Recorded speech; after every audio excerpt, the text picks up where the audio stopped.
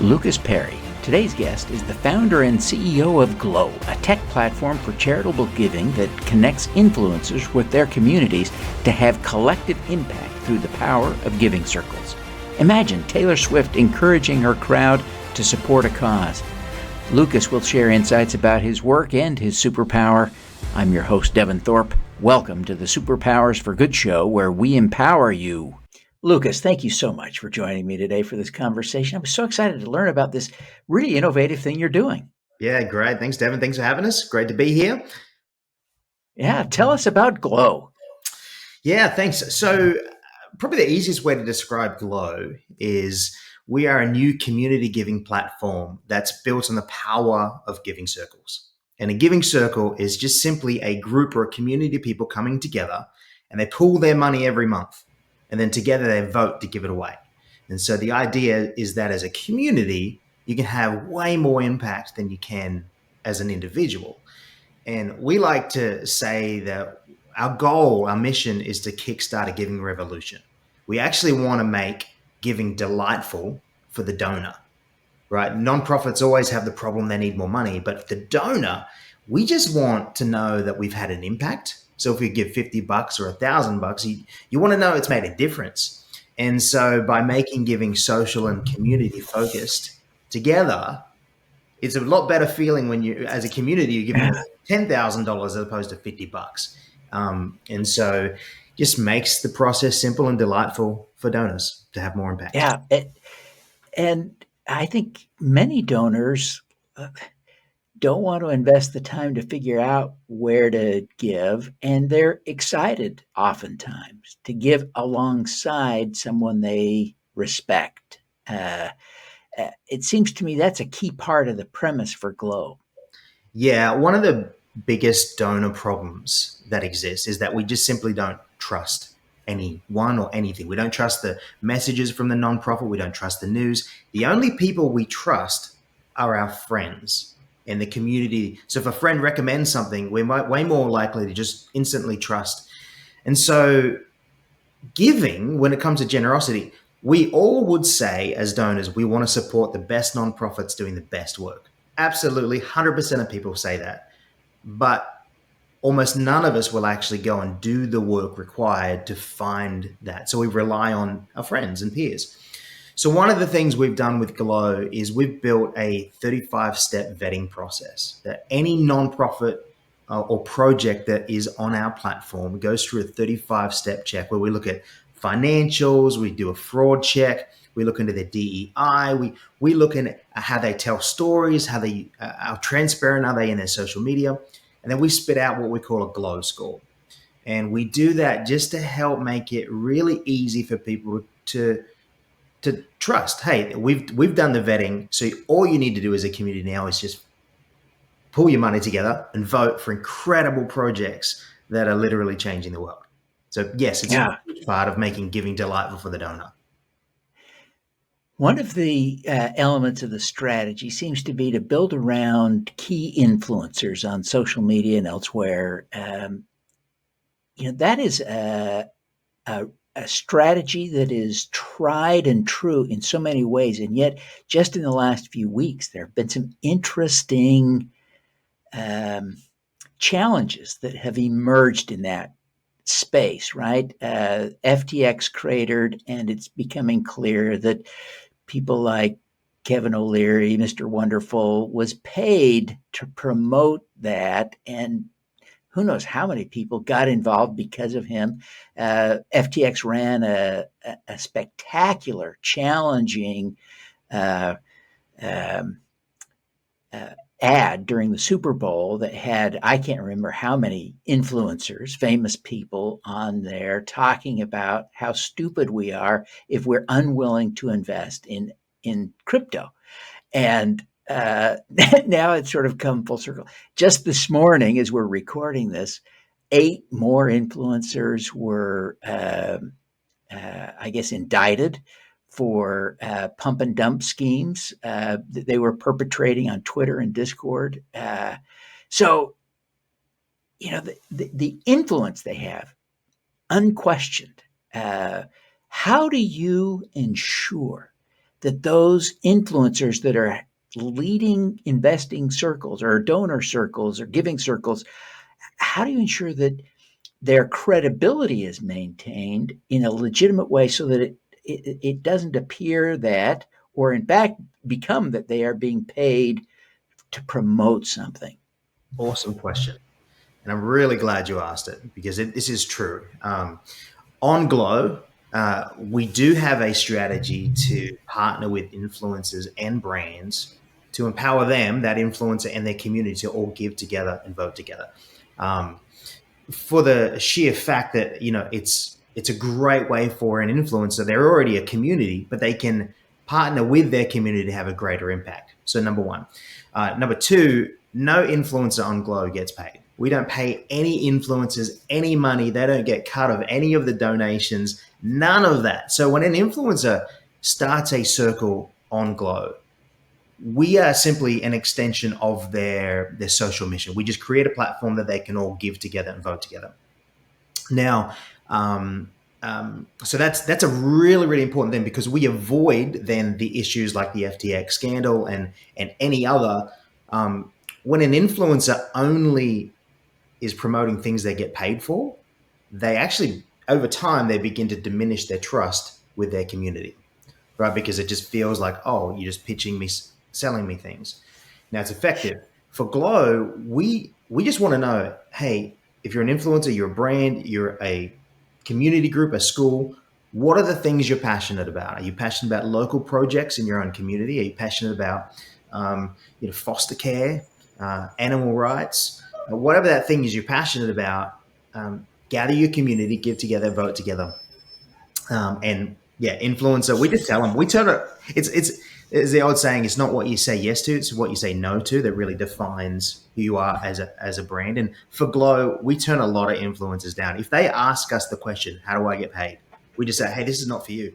Come back to us when you're actually ready to give back." Because if your community found out that you were getting paid on their donations, you're going to lose all respect, and it's going to kill your brand. So until you're ready to literally do a give back, don't come to Glow. We're not interested. You're not ready for us.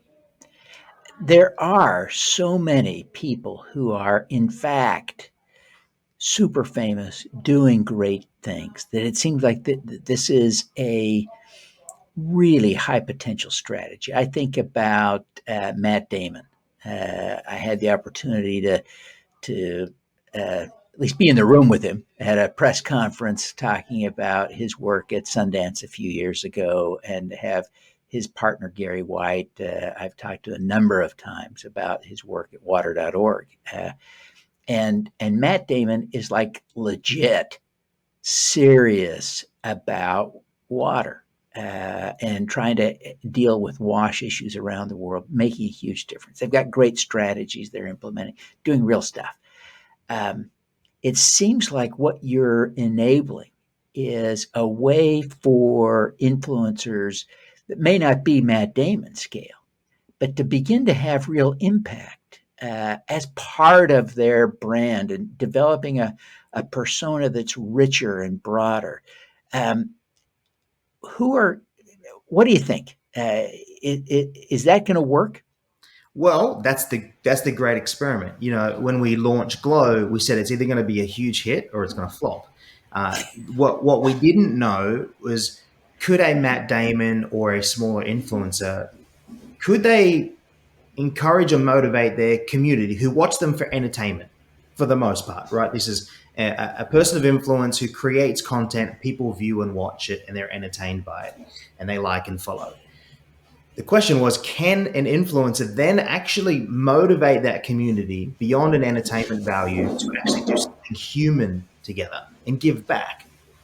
Because the potential is exponential impact. If we use, Matt Damon, for example, he does incredible work with his nonprofits, right? But the question was, what if Matt, who is taking his resource, and being generous himself, pouring a lot of his personal resource into it. But what if he, in his, whatever, 100 million fans, people who like him, what if he could motivate 100 million people to give $1 each? Like, You think about that for a second. That's $1.2 billion a year that they could give away as a community. It's an insane amount of money. And it's quite interesting because Glow began with this thought, this idea. It was like, what does it feel like to give away $1 billion?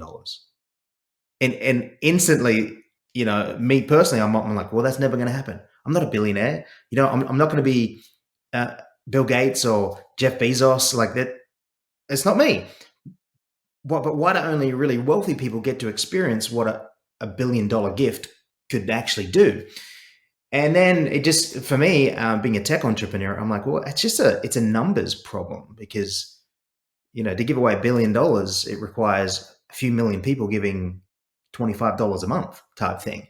Or it requires Matt Damon to motivate 100 million of his followers to give $1 each. And so knowing that, then it became, all right, all we got to do is just build a cool enough platform to make that simple and easy and trustworthy. And then we could actually maybe do it, not individually, but together as a community. And so, yeah, it's the great experiment. We thought, look, if someone doesn't build it and give it a whirl, we'll never know. Can we capture the hearts and the trust of people? That's what we're working on. And we launched just 3 weeks ago, and we've got influencers on the platform giving it a whirl. We've got a huge campaign coming up for Valentine's Day, and so next year we're really looking forward to seeing what may happen. What can a big group of people do if they have a common mission and a goal to impact in some way, shape, or form? Yeah. I want to point out that as we're recording this in 2022, and so when you say next year, you're really talking about 2023, and this will air in 2023. So just for the clarity of mind, I did a podcast like this last year, and for the first 6 months of the year, I got angry comments from people who were confused about the year. Yeah. So in 2023, you've got great things coming, right? Yes. And look, and here's the thing. Glow is designed for anybody. Anyone can start or join a giving circle. You can start one today and invite your family and friends. It doesn't need to be big. But if you are someone, if you're a brand and you're an influencer, great, even better. And if you're someone who you just want to join a community of people who are passionate about the things you're passionate about, like if you care about the environment, you can jump on Glow and find a community of people who are passionate about the environment and join with them, give together. So a community can have many different shapes and sizes. And I say just jump in, start a circle, join a circle. We've got leaderboards on the app, so we gamify everything. You win points, you join leaderboards, see who's the most generous, and just have fun being generous. Yeah, you talk about doing this with family, and it sounds futile, impossible, but to really make a difference with just family. But I come from Utah, where a lot of people that look like me, gray hair a little bit, count children and grandchildren in the dozens, right? And so you could have, if you have 50 people, and there are a lot of 50-person extended families in Utah, 50 people giving $10 a month for a year, $6,000 a year. You've made a difference. That's really something to talk about for $10 a month. But you just get everybody participating. Yep. And there are grandparents who have that kind of influence. I think of Mitt Romney as maybe the poster child for that kind of influence. But a lot of people who aren't that famous have that kind of influence over their extended family with big reach. So yeah, it could be just family, right? Yeah, no, it's true. And you give about things that you're passionate about. Like, and many of us are passionate about many different types of things as well. So, you don't have to just give in one circle. You can join many different circles with folks who are interested in the same things you're interested in. And it is exciting. I think, and I believe it'll be the future of philanthropy. I think it will be the way that we will continue to give. And if so, this is what gets me really excited, is this next generation, they will inherit $69 trillion of wealth. It's the greatest wealth transfer in US history. And so our kids have the chance to be the most generous in all of history if we can just unlock them. And I'm excited. I think Glow wants to be a part of that revolution. We want to kickstart it And we just hope that our theories about how to do so are correct. And if they're not, we'll keep trying. And because I just think that we all want to make a real impact in the world. And deep down in our core, we all believe that being human together is is why we exist. Helping your neighbor and the joy that you actually get back from being generous. The science tells us that generous people live longer, have stronger relationships, and experience more joy. So who doesn't want that? Everyone wants that. So Glow just wants to make that easier. Yeah, that's fantastic. Well, uh, Lucas, you've accomplished a lot. You're doing this amazing, amazing thing with Glow. What is your superpower? Oh, my superpower. Well, it's funny. On a funny level, maybe an accent. I find in America, I live in the South in America, people are fascinated by the Aussie accent. I don't know why, but they think it's cool. That does help. Um, but, really, I think my superpower when it comes to Glow was I got lucky when I was 17. I ended up in Zambia. So I grew up in Sydney, Australia, but I'm 17 years old and I'm in Zambia for 6 weeks. And I came face to face with the reality of poverty in the way most people live in the world. And it was nothing like the way I grew up in middle class Sydney, Australia. And when I reflect on that time, the first 4 weeks of my trip, I struggled greatly. I was everywhere I turned and I looked. My mind was assaulted by the reality of how most people live, and they're forced to live, not by any choice of their own. It's just where they were born. And as I fell in love with the people and I saw the joy and I saw the impact we were able to have as teenagers in building a school, I left that trip. And as I flew out of the airport, I remember looking out the window and I made a commitment to myself and I said, I will spend the rest of my life inspiring people to make a difference in the world. Because I saw as a 17-year-old, I could do something. And as a kid, I didn't have money. I didn't have anything else to give but my time. And it changed me from the inside out. And so I think, what is my superpower? My superpower is that at 17, I began to have a worldview that I can make a difference. And I think every one of us, I wish I could take everyone to Zambia or no matter what country, like outside of the United States or Australia, wherever you may live, but take us out of our comfort zone and see and live for a moment in the reality of the way most people in the world live. And it would just help us make decisions, a little difference. Like we could sacrifice a little bit here. Like you can give up your Starbucks coffee. You could work a little harder and save a little so you can give away more money to actually make a difference in the world. So maybe that's my superpower. And I can't claim that I did anything for it except just saying, I'll go overseas and help somebody else who's less fortunate than myself. Yeah, as you think about that superpower, that commitment to help, that firm conviction, I guess, more than anything, that you could make a difference. How have you used that with success in the past? How have you? Can you think of an example, a specific example where you took that belief, that confidence that you could make a difference, and you made a difference you're proud of? Yeah, yeah. So when I got back from that trip, I was always a musician and a songwriter. So I just started writing songs about that. Living in Australia, ended up putting out a record, first CD that I did back when we called it CDs. Did the record and toured with it, and I would just share my songs and tell my stories. And then that became a thing.